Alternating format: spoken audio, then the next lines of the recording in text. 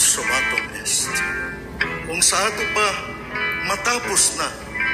matapos na akong termino pagkakonsihal sulod sa 18 katuig sa atong siyudad sa Davao. Apan sa akong paglawig dito sa unahan, hambino nako nga akong dugan na puno sa gugma sa dakong pasalamat sa inyong kinasingkasing pagsuporta kanako.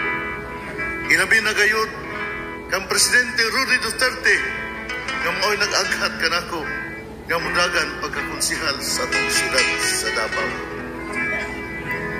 Apan sa akong paglawig dito sa unahan, kinasingkasing ako nga muhangyo kaninyo nga ang akong anak na si Jopet Baluran, number 3 sa atong baluta, mauhi mo padayon sa akong kinasingkasing bisan pinobre nga pagserbisyo sa atong mga katawhan sa ikatulong distrito.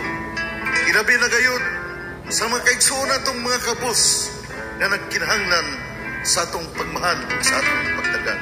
Daghan kaayong salamat.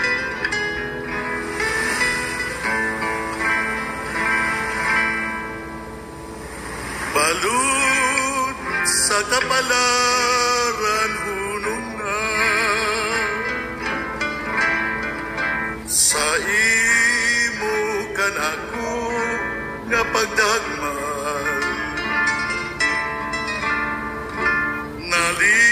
nalisang ako nga ibanlas sa baybayon sa mga timawaog alaog